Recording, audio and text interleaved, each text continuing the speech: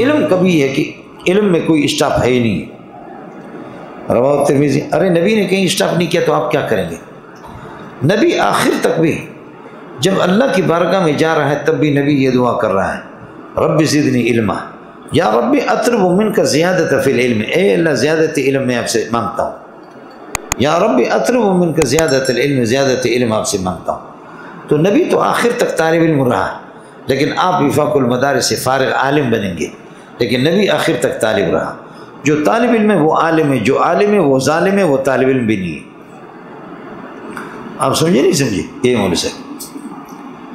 مولوی صاحب بس یہ کہ شکر ہے کہ اللہ پاک نے آپ لوگوں کی جوتیوں میں ڈال دیا، لیکن کاش کہ میری ندامتیں اور میری حسرتیں، کاش کہ میرے افسوس اور میری حسرتیں، میری ندامتیں آپ کو معلوم ہو جاتا، لیکن میرے پاس میں اس کا مالک نہیں ہوں. دعا میں کرتا ہوں کہ خدا پاک آپ کو سمجھا دے.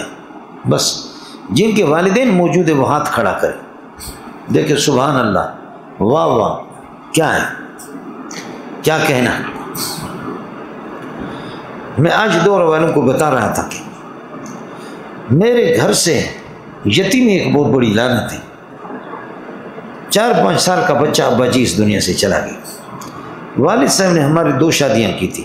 ہمارے پہلے والے بہن بھائی ان کی اولاد عمر میں ہم سے بڑے ہیں. ہماری والدہ بالکل نوجوان خاتون تھے. ہم 3 بھائی تھے، نصیر الحق، فضل الحق اور اللہ آپ کو بھلا کرے ثناء الحق. ثناء الحق کا انتقال ہو گیا، فضل الحق بڑا ہے، نصیر الحق یہی ہے جو آپ کے سامنے. سمجھے بھائی؟ ان سے ہمیں 1 روپے بھی نہیں ملا. نہیں تھا تو کم از کم ان کے پاس بکریاں ہوتی، بیچ تو سکتے تھے، اور کم از کم 50 روپے تو دے سکتے تھے. ہماری والدہ کی شادی کرا دی ان کے بھائیوں نے. بھائیوں کے ایک تحصیلدار تھا اور ایک ستیلے بھائی تھے ان کے. اب ہم کتے کی طرح لوگوں کے گھروں پہ اس طریقے پر یہ کہ اللہ کا والا کرے ٹھوکر کھاتے رہے. لوگ اپنے کتوں کو روٹی پھینکتے تھے تو وہاں سے گزر کر کے ہماری آہیں نکلتی تھی کہ ربا یہ کتے کو روٹی مل رہی ہے، مجھے نہیں مل رہی. لیکن پٹھان کہتے ہیں داسات بہم تیرشیں. یہ گھڑیاں بھی الحمدللہ گزر جاتی. سمجھیں؟ اس وجہ سے کوئی ہماری کفالت کرنے والا ہے اور ہماری تربیت کرنے والا نہیں. وہ مدرسوں کے اندر کیف متفق کے طور پر پڑھا، اور جب ہم مدرسے میں آ گئے برائے نام میں پڑھنے والا نہیں تھا. تو انہوں نے رابعے میں ہم لوگ پہنچے تو انہوں نے منطق کی کتابیں سلم، ملا حسن، قاضی حمداللہ، یہ سارا کا سارا وفاق نے نکالا. اس کی بنیادی وجہ کہ وفاق کے پاس اساتذہ نہیں ہے، سب نالائق ہیں. یہ نئی کھیپ جو تیار ہو رہی ہے تو اس لیے متقدمین کی کتابیں، خود آپ کے مشکات کا جو حاشیہ ہے اس میں کسی شرح دیکھنے کی ضرورت نہیں. اس حاشیے سے سب کچھ حل ہو جاتا ہے. لیکن جو منطق و معقولات میں، نحو میں، بلاغت میں ماہر ہیں ان کے لیے سب کچھ یہیں سے ہوتا ہے. اور جو الو کا پٹا میری طرح ہے وہ یہ ایسے ایسے کرے گا 4-5 گھنٹوں کو کچھ بات نہیں ہوگی. سمجھے میرا؟ میں علاقے سے بھاگ کر کے آیا اور کئی میل دور ہے ہمارا گھر بازار سے. بھوکا تھا، چھوٹا بچہ تھا. آ کر کے ہندو کی دکان پہ میں نے شرم کے مارے، شرم تو تھی لیکن شرم کنٹرول نہ کر سکا. اس کو میں نے کہا کہ مجھے تھوڑے سے چنا دے دیں. اس کو ہم بھگڑا کہتے، بھگڑا. تھوڑے سے چنے دے دیں. اس نے کہا کتنا چاہیے، کتنے پیسے کے؟ میں نے کہا پیسہ نہیں ہے، میں یتیم آدمی ہوں. اور اس نے میری آنکھوں کو دیکھا، میرے رونے کو دیکھا تو تھوڑے سے چنے اس نے مجھے دیے. وہ جا کر کے میں نے اپنی اس بھوک والی لعنت کو بازار سے باہر جا کر کے پیچھے اس کو کھاتا رہا، خدا کا شکر ادا کیا. والدہ میری خوشدار میں تھی. پھر میں اپنے گاؤں سے خوشدار گاڑی کے اندر بیٹھ گیا تو کنڈکٹر نے کہا کہ کرایہ کرایہ کرایہ کرایہ سب کو. مجھے کہا کرایہ بچہ. میں نے کہا میرے پاس کرایہ نہیں. کہتے روکو گاڑی، اتر جاؤ. سمجھے؟ تو میرے آنسو آ گئے. ایک بندہ قریب میں تھا، وہ سمجھ گیا کہ یہ مصیبت زدہ انسان ہے، لہذا اس نے میری طرف سے کرایہ دے دی. لیکن داسات بہم تیرش، یہ گھڑیاں بھی گزر جاتی. آپ سمجھ رہے نہیں سمجھ رہے؟ یہ گھڑیاں بھی گزر جاتی. میرے استاد مولوی عبدالحق صاحب، یہ جو سمجھے ابھی عبدالحق کو کوئی جانتا بھی نہیں ہے. میرے کلاس فیلو اچھے اچھے پیسے والے ساتھی، ابھی ان کو کوئی جانتا نہیں. یہ اس خوار کو لوگ اب جانتے ہیں کہ جس خوار کو روٹی کا جو محتاج تھا. جو کتوں کو روٹی ملتی تھی اس کو نہیں ملتی تھی.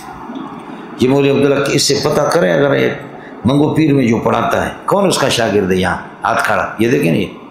اگر آپ ان سے پتہ کریں گے کہ اس بندے کا حال کیا تھا تو وہ یہ کہے گا کہ کتوں کا حال بھی اس سے اچھا تھا۔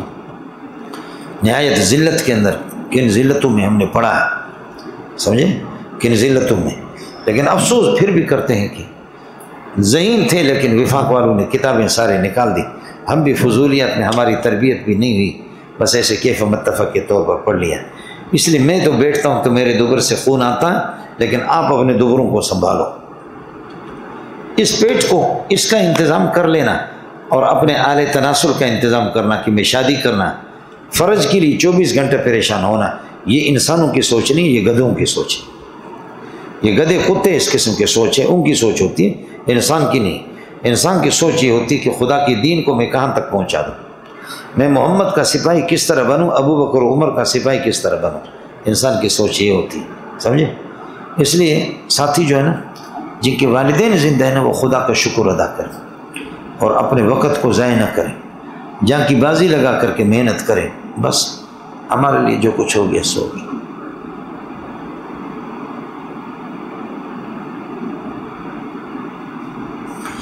میں اپنے علاقوں میں وفاق میں اول آتا رہا، ایک خوار قسم کا بندہ ہمیشہ وفاق میں اول آتا رہا۔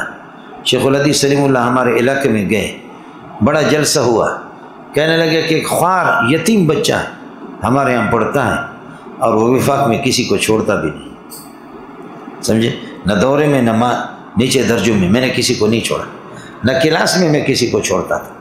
تو شیخ مولانا سلیم اللہ خان رحمۃ اللہ علیہ ہمارے علاقے میں گئے، کہنے لگے کہ یہ علاقے بڑے قیمتی، یہ پہاڑوں سے بہت کچھ بندے نکلتے ہیں، سمجھ شریف میں ہے کہ نہیں۔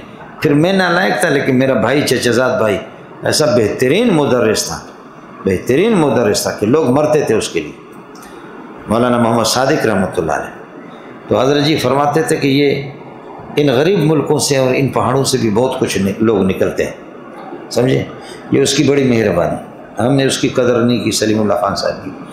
ساتھی جو ہے نا، یہ آپ کا غرور مجھے پسند نہیں ہے، یہ جو غرور بعض ساتھیوں کے اندر جو بھرا ہوا ہوتا ہے نا، اور ٹچ موبائل کو وہ اللہ رسول کی کتابوں پر بھی ترجیح دیتے ہیں، وہ اپنا علاج کرے اور وہ سوچے کہ اللہ کی لعنت مجھ پر کیوں پڑی ہے، اس لیے جان کی بازی لگا کر کے مجھ سے محنت کرے۔